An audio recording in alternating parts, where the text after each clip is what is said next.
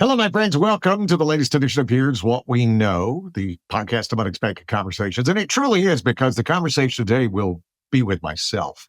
My team and I were talking, and they're like, people really love it when you talk to country music singers, and they love it when you talk about country music. And I'm like, well, we're in this to give the people what they want. So why don't we do that? So we've decided once a month, we will go once around the country, and I will talk about country music news. I'll talk about topics. I'll talk about artists. One of the things we wanted to do, because that's my background. I've been doing mornings at KRTY.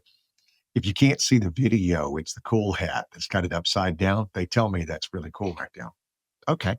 But I've been doing mornings for a long time. I've been in the country music field for a long time. If you're watching the video, you see my signed guitars that I cannot play. That's Miranda Lambert. And that's Tim McGraw over there. And all the other stuff that I've just accrued over the years.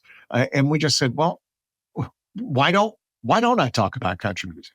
When you bring in Larry Bird to talk about basketball, when you bring in Barry Bonds to talk about baseball, not that I'm comparing myself to either of those icons, but not that I'm not either. Have to have a little confidence to do what we do.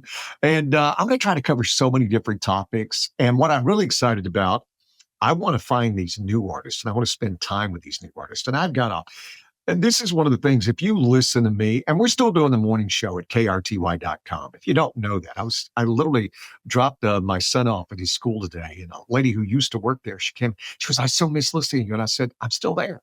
krty.com. Still do the morning show Monday through Friday. So if that's news to you, you should check it out. And we still do all the stuff. We still talk to all kind of singers and stars and all the stuff. But one of the things I really want to do, I love finding the new music. I found Jelly Roll before anybody else found Jelly Roll at our station. I found a lot of these folks that nobody knew what was going on. Right. That's just my little bailiwick. I love traditional country. I love old time singers. There's nothing about it that I don't love. Really. I love when you go and if you want to say, you want to talk Conway Twitty with me? I'm happy to talk Conway Twitty. You want to talk Jimmy Rogers with me? I'm happy to talk Jimmy Rogers. Garth, Zach Top, whatever. I try to stay in what I'm doing. But these brand new artists that I just think deserve a little bit of attention, I'm going to endeavor to try to get them on the show with me. Even if I can't get them on the show with me, I'll deep dive into some of their stuff and why I really think they're interesting. They're fun. I found some artists who have brought the fun back to country music, and they basically do a lot of things that just make you giggle, right? And yet it's clever and it's well done. And we'll talk to some traditional country music fans who have that traditional sound. And that's what you can do now in country music. You can have so many different sounds. It wasn't that way when I first came up, that it sounded a certain way during that era. The songs of the 60s all sounded a little bit about the same. Even when they were a little out of the thing, right? They still sounded the same. El Paso, when it came out with Marty Robbins, and I've talked about it, I've done stuff about it before. It sounds like a country music song to us today, but back then it was like, wow, that's a different sound right there. Right. Well, now we have everything. The entire genre's open. We do a songwriter show here, and Brent Anderson, who's written a ton of songs, a lot of big hit songs, and produced a lot of albums for people. And we were backstage in the green room, and Jerry Flowers was there, who's written a lot of songs too for people. House Party, Kinfolk for Sam Hunt, just to name a few. But he was best known for being the bass player for Keith Urban. He was on the Ranch. He was been there forever. And I was there when Brett got to tell Jerry, "You're the reason I'm in country music," because I went to a concert and it was somebody else who was doing the opening. Keith Urban, he was the big star. Keith Urban was the opening act. And he told Jerry, I said, I sat there and watched you two create music. And I said, if that's country music, that's what I want to do. I can do that. I want to do it. And he did, right? Because he knew that it just wasn't, the gatekeepers weren't there to keep you out. And that's the beautiful thing about the internet right now. There's no gatekeepers. You guys bring us songs all the time. and people just explode. And we made I won't even say the mistake. I remember when the internet was first getting going, and we would do interviews with these kids who'd get 1 million views on one of their songs, because at the time that was a big deal. And we thought, okay, well, here they go, and here they go. And it never really turned into anything. Now, some did, most didn't, which is the way the music industry has always worked. I can't tell you who's going to be a big star. I can remember being in an office with Kenny Chesney back before he was Kenny Chesney. And we were talking about, I'm just trying to figure out, how do you get to that next level? And I kidded with him and I said, Kenny, if I knew how to get to the next level, I'd be on my private island talking to a much bigger star than Kenny Chesney. Kenny figured it out, obviously, right? When Kenny first came out, man, he did slow song after slow song after slow song. And then he figured it out. His thing was tempo, and he still does things, but he doesn't do a lot of slow songs. Think about the last time you heard Kenny Chesney's slow song. Just doesn't do it, right? So it is a fascinating topic. It's a fascinating way of approaching things. And we'll tell my stories. And if you have questions, feel free to ask them. I'll try to answer as many questions as I can. And I'll answer them as honestly as I can. And some things I don't know. I had a lady last night who came up to me at our songwriters event. She goes, "Can I ask you a question?" And I'm like, "Sure." She goes, "How do the songwriters make money now?" And I said, "That is a great question." Back in the day, and I've got Phil Vassar coming up on this podcast soon, but I kidded with Phil. I said, "You got in just at the right time where you could make a lot of money." And when I say a lot of money, I'm talking millions, tens of millions, by writing big hit country songs. And he's like, "Yeah, I really did." Right? Because that's how the artists used to make their money, was selling the albums. They would sell, Toby Keith made $500 million. So did Garth, by selling albums. Their concerts were anything that they really made tons of money on. In fact, it's my belief that Toby just went on tour so his crew and the venues who had been so loyal to him could make money, because Toby was a good man. He really was. I mean, not to make him iconic after his death. I told him this when he was alive. He's just a good man. And so now they make all their money on concerts. But if you could still make money as a writer, you can. It's just the days of, unless you're Ashley Gorley. Now, Ashley Gorley has 83 number one hits. And as I talk to guys who know him, guys and girls who know him, they say he's so competitive, there's no way he won't get 100, right? So there's still money to be made. It's the entertainment industry. But yeah, it's just a percentage of how many times a song gets spins and how many times it gets played. And the bigger the market, the more the stations have to pay. And if you're on the satellite, they have to pay more than that. And so it all goes there. But Lee Thomas Miller, who I've had on this podcast, you can go back and check that episode out. He goes through the whole mechanism of how they get paid and why it's tough, and how the internet has changed the industry for them. And yeah, I mean, intellectual property. If you write it, you should make money from it, right? Not the people who didn't write it. And yeah, that's another thing. But my point was, if you have a question, I'll do my best to answer it. And if it's about an artist, I'll tell you what I know. I'm not going to spread salacious gossip. I'm not going to do that. That's not what this is for. But if I can tell you some of the behind the scene things that's cool, that I think, wow, that'd be kind of, and listen, nobody thinks of it until somebody asks them that, right? That's why I'd come back from a trip or a vacation and Julie's like, "Oh, you got to tell me this stuff." And I'd always tell her, I can't, because until we get to the moment where it triggers the memory I need, it's just in my head. But all of a sudden we'll say something about, I don't know, oysters. And I'll go, "Oh yeah, here's what happened." And then we can go from there. But one of the things I thought I would do today is the CMA Awards, the 2025 CMA Awards are coming up.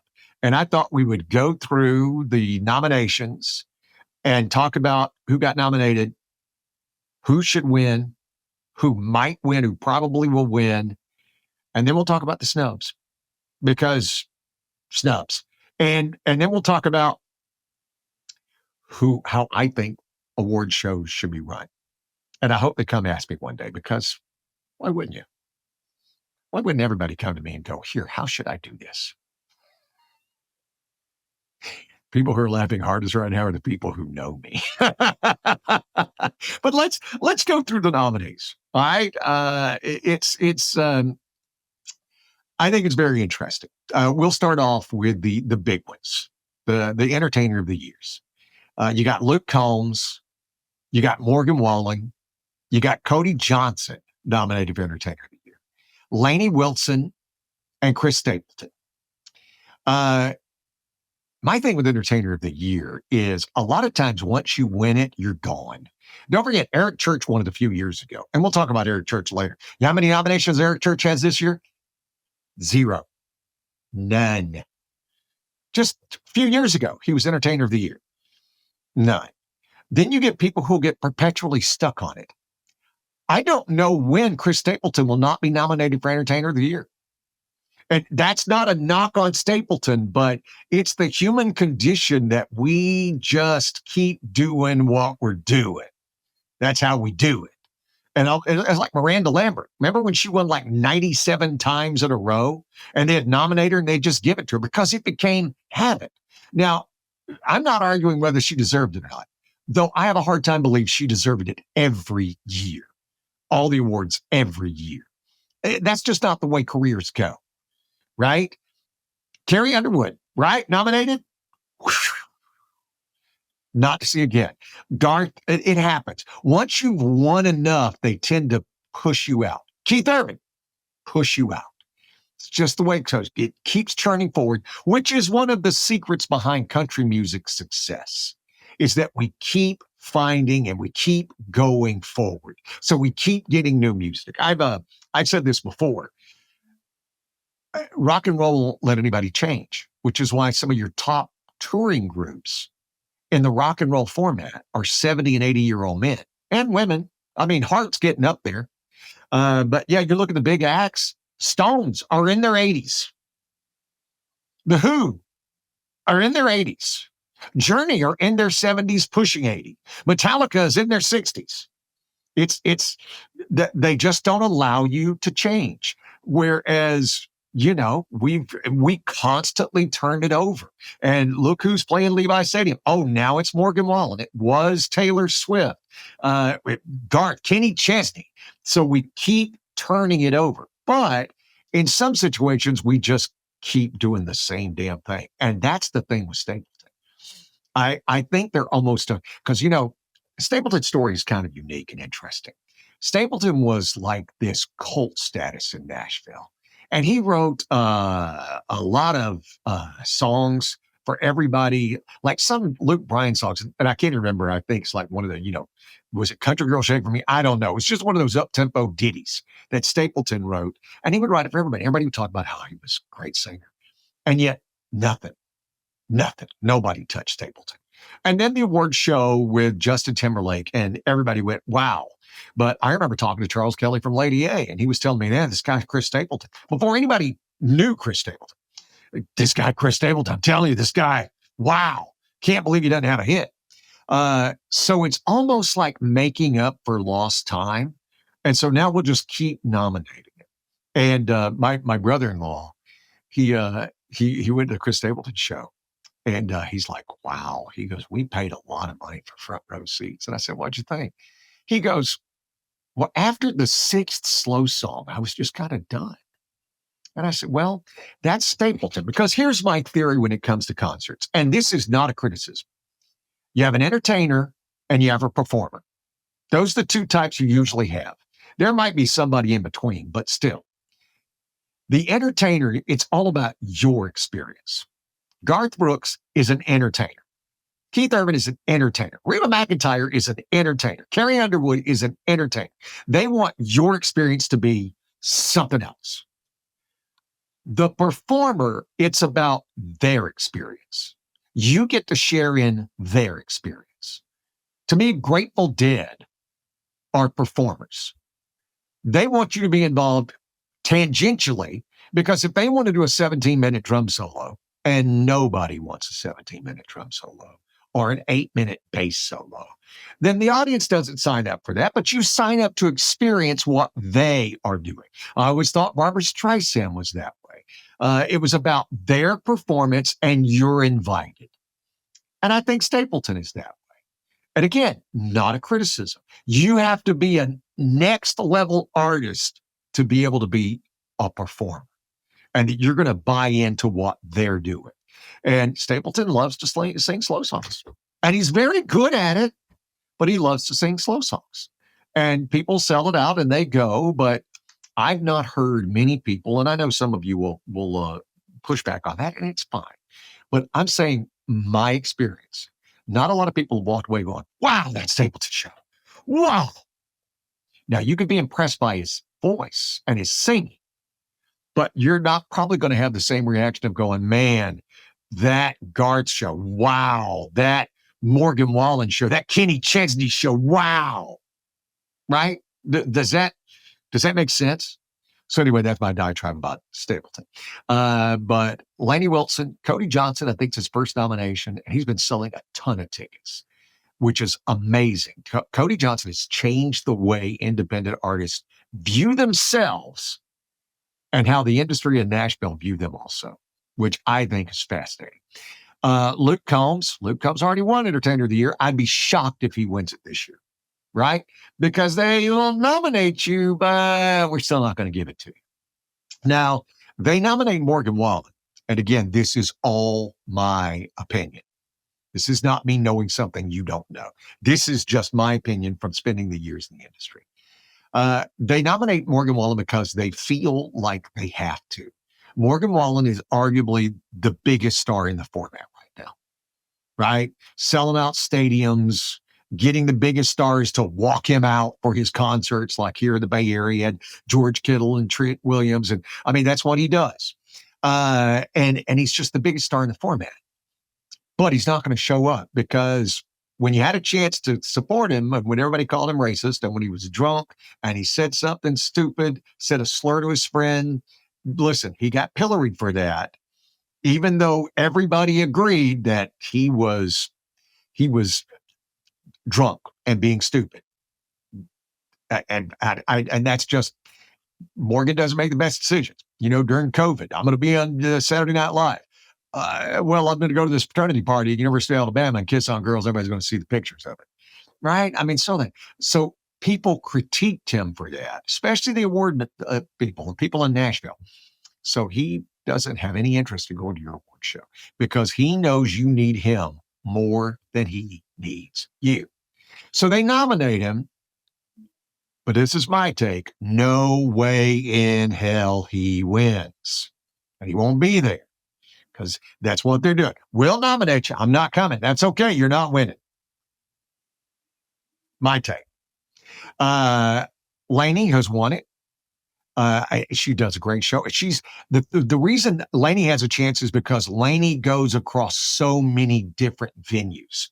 I mean, she's TV. She's doing more action just now. She's been offering all kind of acting gigs, and so she's looking more into that also. And we all knew she was going to be an actor. I told her that after that Wait in the Truck video.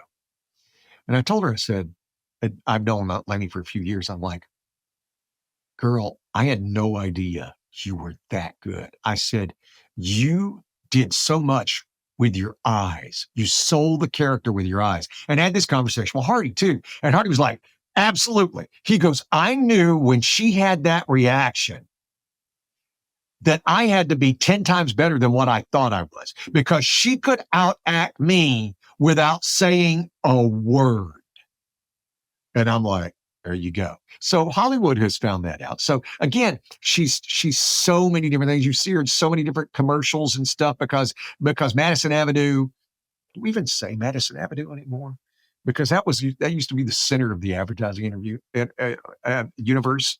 But they've glommed on to how her Q rating is, how likable she is. And she's so fun and she's so nice. So could she win? Yeah.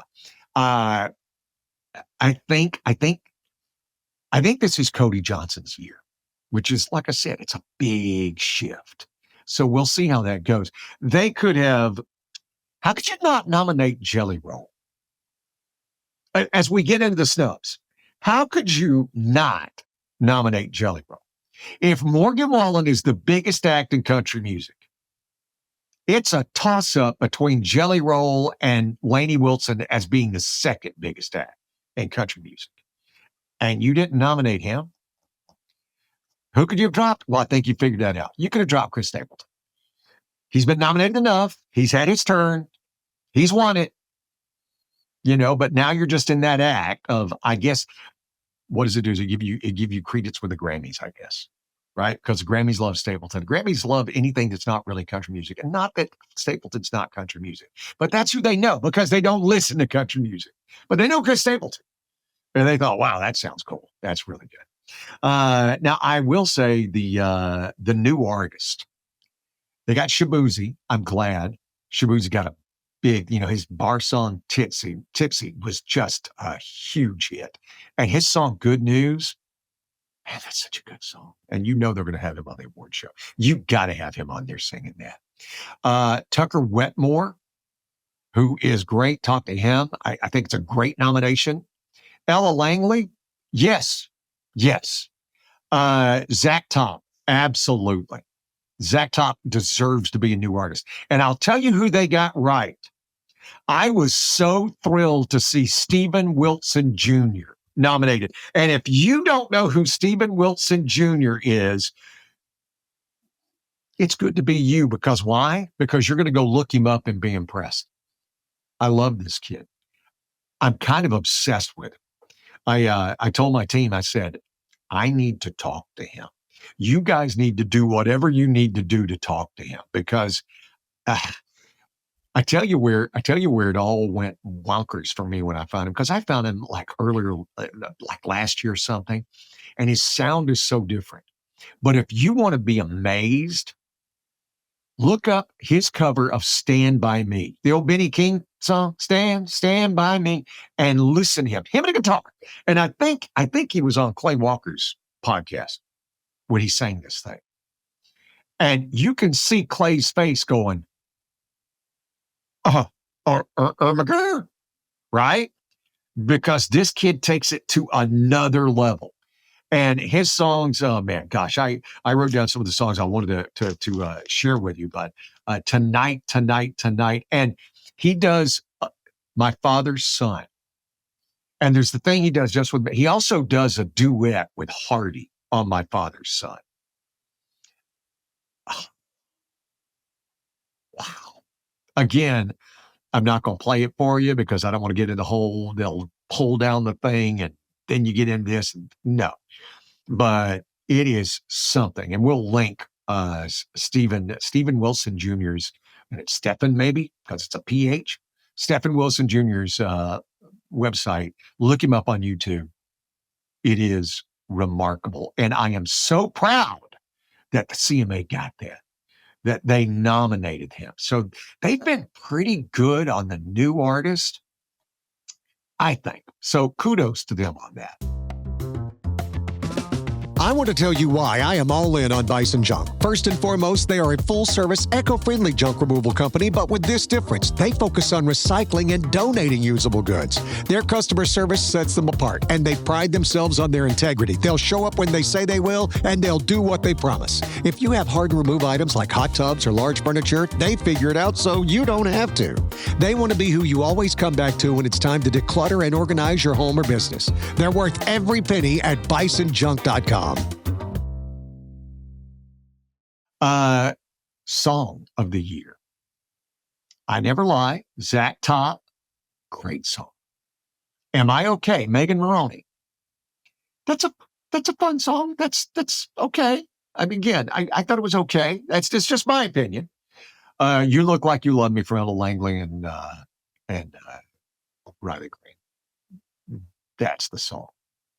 That's the song that you'll hear on all kind of places. That's the song everybody hears and nobody goes, oh, I hate that song. 4x4 by You with Lainey Wilson.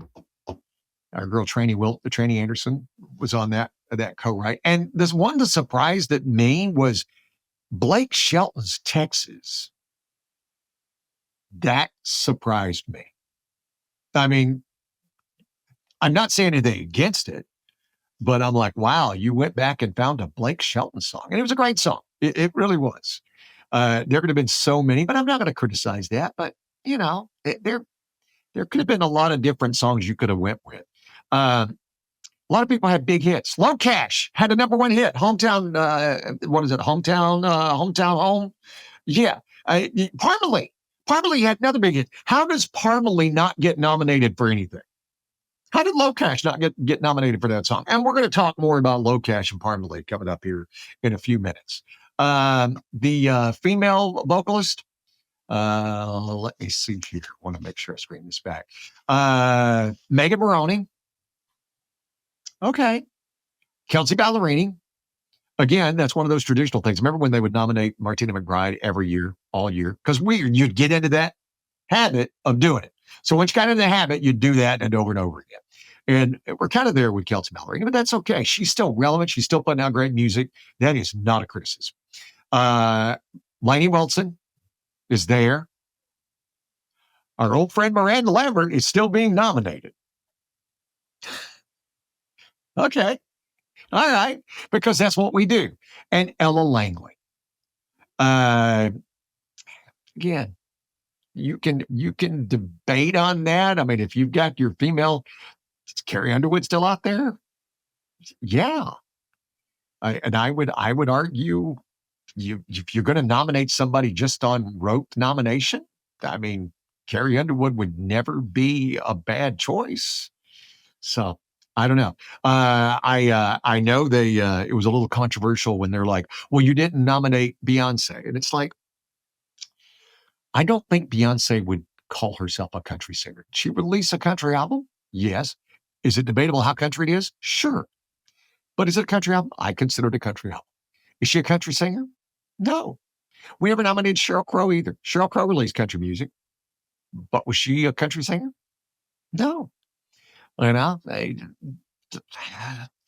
many pop awards does Kane Brown get nominated for? Right? Kane Brown does a lot of pop music. How many get? Not a lot. Not a lot. Jelly Roll's done a lot of pop stuff. Not a lot. Not a lot at all. Let's see here. The album. I don't want to throw this back. Cold Beer and Country Music. F1 Trillion from Post Malone. Let's see. I'm the Problem, Morgan Wallen. Am I Okay? Megan Maroney. Whirlwind, Lainey Wilson, and the Cold Beer and Country Music. That's Zach Top. So, I mean, okay. I can see that. Do I?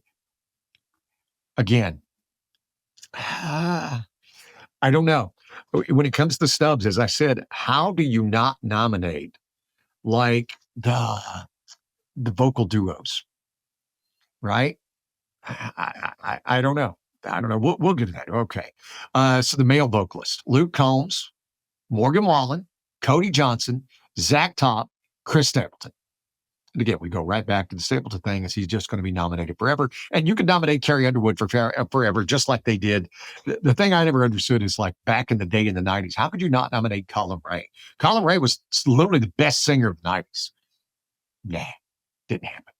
Out of that group, and as far as the albums go, I would love to see Cold Beer and Country Music out win. F1 Trillion should win. I know they're going to give it to I'm the Problem, which probably should win also. Megan Maroney, I don't think that's the album of the year. I just don't. And I love Lainey, the Whirlwind, but up against F1 Trillion and the Cold Beer and Country Music, I just think those are solid choices. But again, the male vocalists, Luke Combs, Morgan Wallen, Cody Johnson, Zach Top, Chris Stapleton. All right. I think, again, Morgan Wallen should win something, but he's not. And if I'm wrong, in my next episode of Once Around the Country, we'll do this once a month. I'll go back and talk about what I got wrong and why I got it wrong and where I got blind spots. I got no problem with that. I tell all my guests when they come on the show, don't ever be afraid to tell me I'm wrong, because it does not hurt my feelings. It does when my wife does it, though. That hurts my feelings. But the rest of you guys, when it comes professionally and stuff, it doesn't hurt my feelings at all. So you got that. So again, we got on the male vocalist. The single "Ain't No Love in Oklahoma," which is Luke Combs. "Am I Okay," which is Megan Maroney. "You Look Like You Love Me," which is Ella Langley and Riley Green. "I Never Lie," Zach Top, and "4x4 by You" single. I can honestly tell you, I would have no problem with any of those songs winning. I would. I think it should be "You Look Like You Love Me" because it was such a monster hit. I'd love to see "I Never Lie" get it. That's just me, because I just think that was such a cool sound. And I was talking to one of the songwriters who had a co-write with Zach Top. And he was saying, I got this co-write because one of my other buddies called me up and said, and this is before Zach Top ever had anything or released anything. He goes, "Dude, you got to write with this kid. This kid is the only one I've seen who I've had 3 co-writes with him, and every time I see him, he's markedly better from the first time. And he was good the first time." And he goes, I just had to work with that guy. And he goes, and he was there. He was that guy. The musical events, "Don't Mind If I Do," which I believe is Riley Green, and "Pour Me a Drink," which is Morgan Wallen and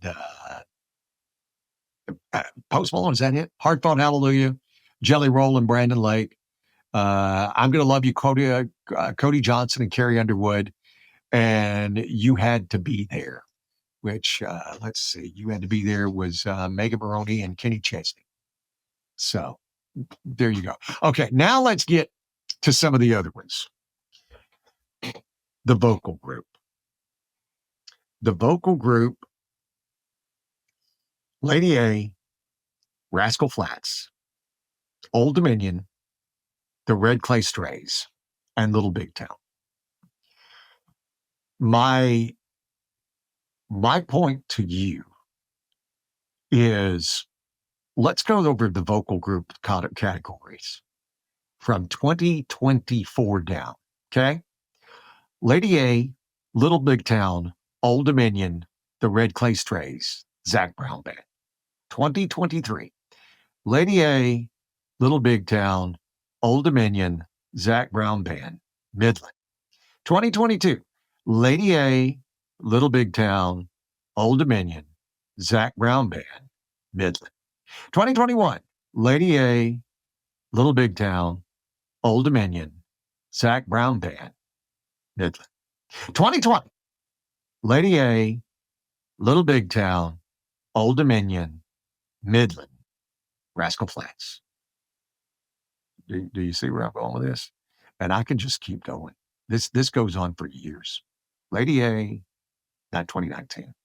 Little Big Town, Old Dominion, Zac Brown, Midland. See where I'm going with this? When I say we just get into the habit of doing the same thing over and over and over. And I understand groups are hard. They are. But let's pull some out. Thank you for nominating the Red Clay Strays. I love the Red Clay Strays. They're awesome. Really? For the rest of them? And many of you know I love Lady A. I consider Charles Kelly a friend. But what are we doing? How do you not have the Turnpike Troubadours on? Turnpike Troubadours are great. They're out of Oklahoma. And when you talk about country and Western, they are the definition of country and Western. They've got that Western sound out of Stillwater, Oklahoma, which my son would love to go to school there. And I'm like, yeah, if we could get a free concert from Turnpike Troubadours. That's some of the stuff that you can, and look them up. And I'll try to include a link on that also. But look them up. I just love that sound. And there's so many different sounds. And I'm not always just about the traditional sound. Now, I love bluegrass music. That is That is truly one of my heart songs, is bluegrass music. But it's not bluegrass. It's they got fiddle, they got banjo, they got the steel guitar, but they got everything else. It's just a different sound. Let's nominate these guys. Let's get them in. Fun. There's a fun new group, and they haven't had a hit yet, but I hope they do, and I hope to get the ladies on the show with me. But it's the Chattahoochees, and they're three women who are hilarious. They write some really interesting stuff, very funny stuff, very inappropriate, never heard on the radio stuff. But it's that.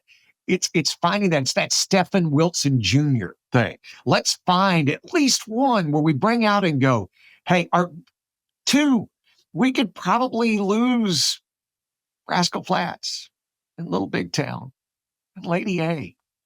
And we could start mixing in the new artists there, right? Is that just me? I mean, wouldn't it be kind of cool and generate a lot more excitement about it? Because that's what you have to do. Now, same thing. Vocal duo, and I could do this with you for a long time. Brooks and Dunn, Dan and Shay, Brothers Osborne. Maddie and Tay have been nominated for the 11th straight year. And the Warren Treaty. So there's that one new one that they throw in, right? Warren Treaty. And they're fantastic, by the way. They really are. I hope they find that song that pushes them to the next level, because they are really, really talented. But man, I don't know how you don't have Low Cash in there. Low Cash had a #1 hit, and they're established, and they've written songs for everybody. How do you not have Low Cash? How do you not have Brooks and Dunn? And I think they won last year. Really? Really, Nashville? I love me some Brooks and Dunn. I think they're one of the most influential and important vocal duos that have ever existed. And in the annals of country music, that's a big deal. When you can throw the Everly Brothers out there. And I think, well, as far as the impact goes, I still take Brooks and Dunn. Conway Loretta, I still take Brooks and Dunn. They're just that important. But how do you not have Low Cash? How do you not have Sugarland? Sugarland's back on tour with Little Big Town. How do you not have them in there? I mean, I could tell you another group, Muscadine Bloodline. They are fantastic. We've played their songs. We've had them in concert here. They are great. They've had 2 gold records. They do a great live show, as those of us who've seen them, they do. Their streaming numbers are in the millions. I could have them instead of Brooks and Dunn. I mean, I get Dan and Shay. Dan and Shay's still out there and doing that stuff. And Warren Treaty. I love Maddie and Tay. I think Muscadine Bloodline is a better choice. I think it's a more relevant choice. I think it's a choice that would make more sense and add to the luster of the event. Don't be afraid of it. Don't be afraid of the new singers. Don't be afraid of the new artists. And you can balance it out. The award shows are pretty good about balancing it out. But man, there's just, like Garth said, no thanks, I'm done. Don't nominate me for anything or like that. But we don't bring Garth back to sing. We don't bring Kenny Chesney back to sing. I mean, they had Keith Urban last year. That's cool. So you can take these established artists and, had Reba host. I get it. So you've already got those big names there. And you're going to have Jelly Roll sing. How did you get Jelly Roll for 1 nomination? I still don't get that. And that was for the vocal event with Brandon Lake. Really? Okay. 2 + 2 = orange. Okay. All right. I see how your math works. I'm good with that. But mix in some of these brand new singers, these brand new stars that are going to be there. Get ahead of the game. Let me, if anything, I don't know, maybe do a thing where you do the nominations. Let somebody nominate a new act, and just wide open, right? If you have 50 people, 50 entries, I don't know. And maybe it boils down to where only whoever gets the 1,000 things. Okay. Well, that's new and that's a trend. I think that could be kind of fun. Eric Church is falling into that place where we don't nominate him anymore. He had a new album out, Evangeline versus the Machine. So he has an album out, has a song. Eric Church is, again, one of the most influential artists of the last 20 years. Eric Church strives to sound different. His stuff always sounds different. I mean, you think about The Outsiders, you're thinking Evangeline and the Machine versus the Machine. It's always sounding different. It's that way where you're just like, wow, what? No nominations? I don't know. Some of the people I wrote down for the new artist, Ty Myers. Ty Myers had a hit. Ty Myers just out there, man. Now I get it. He's like, what, 18 years old? But he's something special. And we got to find a way to continue to ride that wave of old and new, which is what country music does best. That you can hear. I don't think you'll turn on any country radio station and not hear songs from the 90s. Now, you're probably not going to hear songs from the 70s and 80s. But the 90s, that has that little sweet spot there. And a lot of the stars out today are influenced by it. I would say that a lot of the stars today, some of the new stars, may be more influenced by John Mayer than they are Willie Nelson or Colin Ray or Brad Paisley for that matter. But I think it's there that we can just kind of bring that up and go, hey, single of the year, the nominees. Parker McCollum's What Kind of Man? Parker McCollum has quietly become a very big star. He's like Jordan Davis. Parker McCollum is doing arena tours, right? He's at the San Jose Arena. Something, right? And you just don't realize it. We need to nominate him. If you want to try to get on that wave of popularity, right? There's something you could have done and jumped in on that. I think that would be amazing. Also, Morgan Wallen. I mean, nothing for Song of the Year, and he had a number of songs that were big hits. And again, I realize you're going to say, well, he's not going to come anyway, so we're going to nominate him. Here's my nose. I'm going to cut it off. Damn you, face. Damn you, face. That's it. And when it comes to award shows, the numbers have been going down for all the award shows. It doesn't matter. Country music award shows have been going down. Pop music, Grammy numbers, all. And the Grammys have the secret. They can, if she agrees to it, they can pull out Taylor Swift and Beyonce. They have people who move the needles. So you get Beyonce and Taylor Swift, Lady Gaga. They've got those people who move the national meters. I don't know if we have it. Jelly Roll, a little bit. Morgan Wallen, a little bit. But man, if you're the Grammys and you could put on those three acts I just said, Taylor Swift, Beyonce, Lady Gaga, you'll move the needles. But here's my thing with award shows, and I've said this for a while now. I wish they would just stream them. And you can't get them on broadcast television. And, I get that, but so many people have streams now. Just let them run as long as you want. And if you want to, instead of do it live, tape it and show it, in a 90-minute or a 2-hour truncated version on network television. Okay.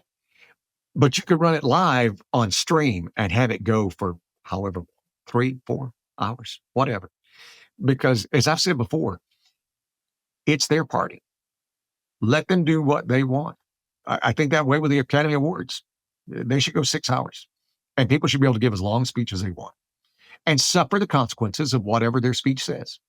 Good or bad. Right? Because as it's becoming harder and harder to speak freely, the answer is not less free speech. The answer is more. And again, stand up, say whatever you want. Stand up, say whatever you believe in. You need to stand behind it. But I would find it fascinating. I find it fascinating if somebody got up and tried to do a 15-minute speech. Would their audience there start booing them? Would they lose support?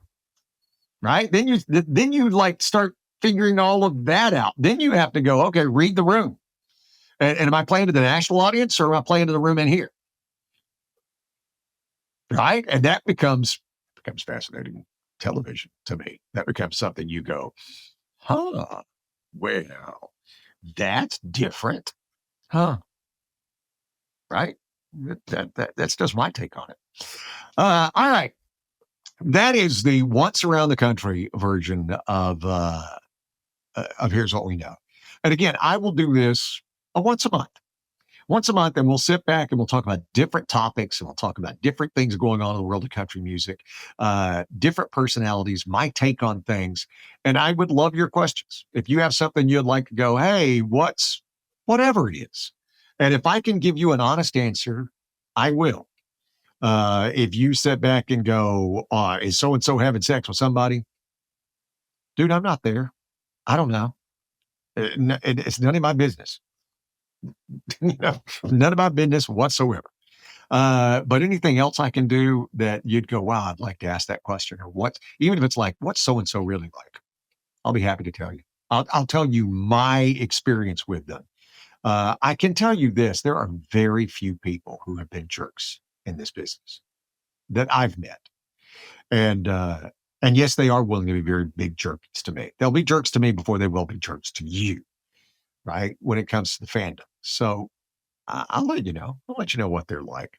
But there you go. That's my take on the CMA Awards. Tell me if you agree. Tell me if you don't agree. Tell me if there's an artist that you think I need to know about. You're like, oh, if you love this, you need to look this up. Absolutely. Let me know, and I will. That's one of the things I do. You tell me about an artist, I will go look at them. I will go listen to them, and we'll go from there. All right. So there you go. The first Once Around the Country edition. Be a monthly show right here on Here's What We Know. Thank you for listening. Please feel free to share this. Let everybody know. I mean, that helps the number. Leave a comment, leave a rating. That helps us. The whole algorithm things, it helps us so much. So I appreciate that. Have a lovely week, and we'll see you next time.